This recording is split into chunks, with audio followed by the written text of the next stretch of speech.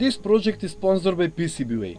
From April 15 to June 15, PCBWay is organizing KiCad PCB design contest on the occasion of the launch of KiCad 10 with enhanced features and improved workflows.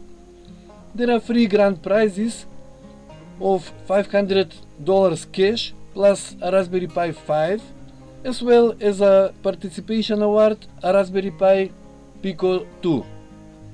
Review the official rules and selection criteria, submit your innovation design, and you could be our next winner.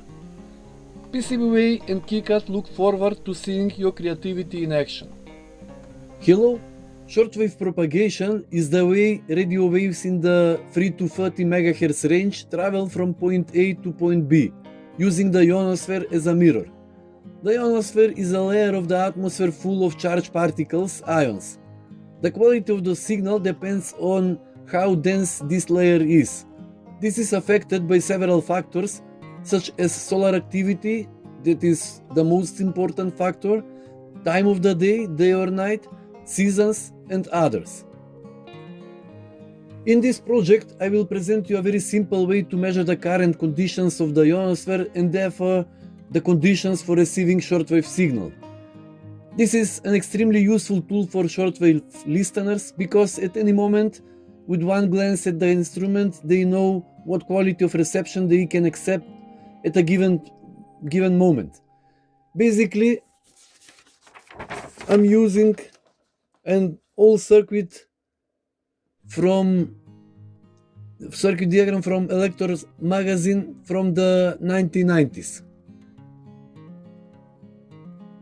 I modified it by removing the audio section from the original schematic and adapting the output of the CA3089 to drive a standard multimeter, analog instrument or Arduino microcontroller with a suitable display to show the result. This is not a classic radio receiver but non-selective monitor.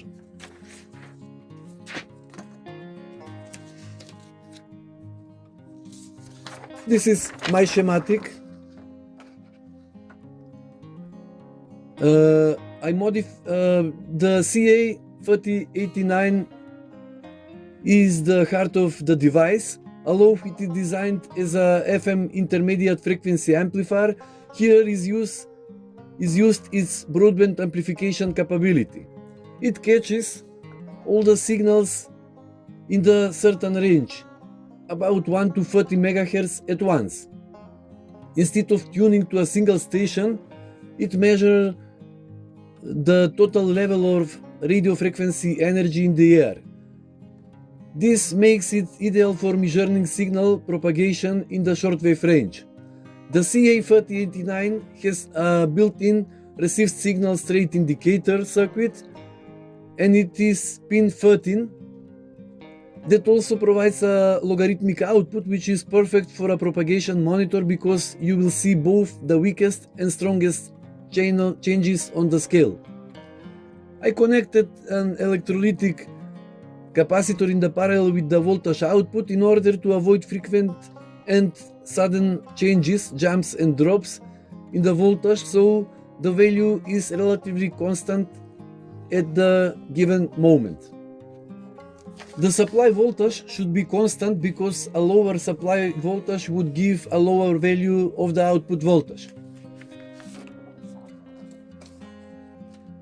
That's why I use a voltage stabilizer made with LM317, and it's simpler to use LM7809 linear stabilizer, but I didn't have one at the moment. At the beginning, I tested with a digital multimeter and analog instrument of 5 volts. Then I decided to make a small Arduino assembly with an OLED display and to install the complete device in suitable housing. For even more precise information, in a more advanced version of this device, we can set up 2 input circuits with a different input coils and capacitors for day and night signal propagation or for a certain band.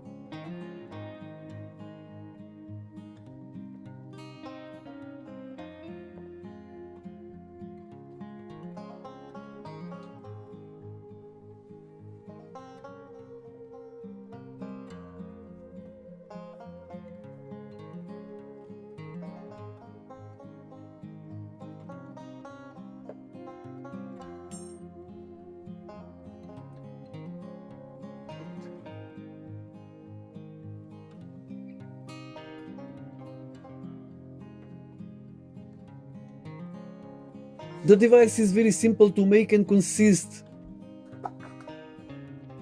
of one integrated circuit CA3089, several passive elements, resistors, capacitors and inductance, and an output unit that displays the result, which can be small analog instrument, multimeter, or as in my case, an small OLED display with Arduino Nano microcontroller.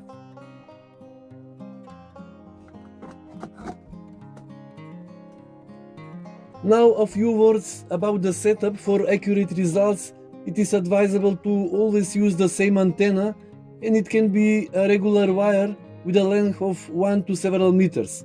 Without the antenna connected, the output voltage is low and it is about 0.6 volts. If we touch the antenna input with our finger, as we see, this voltage should increase.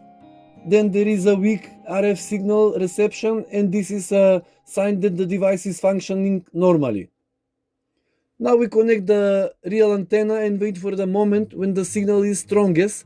Logically, this is at night, and if we use 5-volt instrument like me in the testing, with the trimmer potentiometer we should bring the arrow a little more than half the scale, or about 3.5 volts on a multimeter.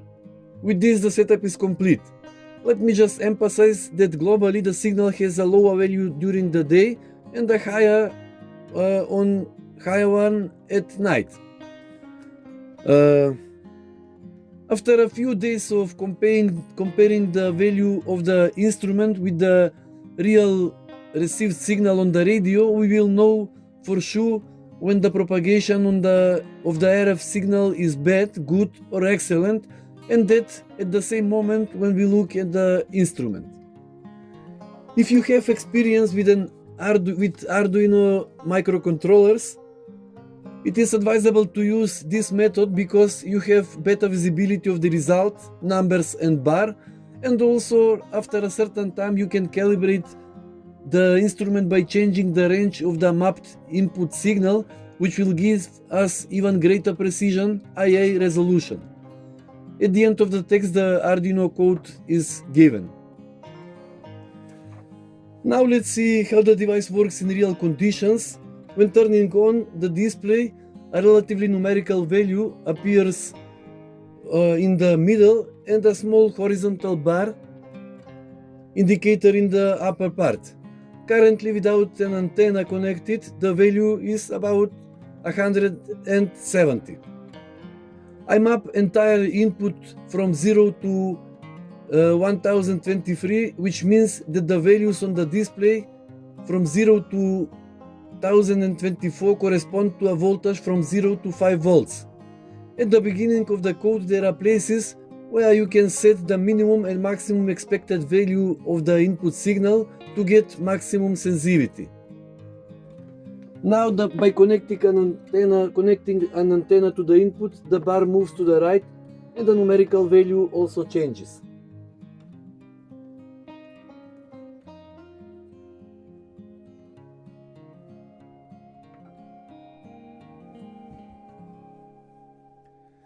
In fact, these parameters show us the ability to reflect shortwave signal in the ionosphere, i.e. shortwave propagation at the moment. After a short time of using the instrument, I can now notice even minimal changes in the reception condition in this area. Of course, as I mentioned earlier, during the day the value is always lower, but with experience we will know exactly whether the reception conditions are good or bad, regardless of whether it's day or night.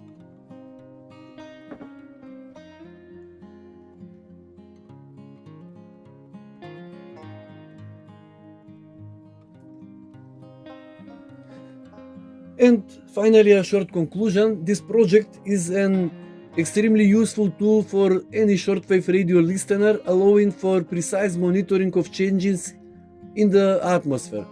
With a few passive elements, you get a professional device for diagnosing radio signals.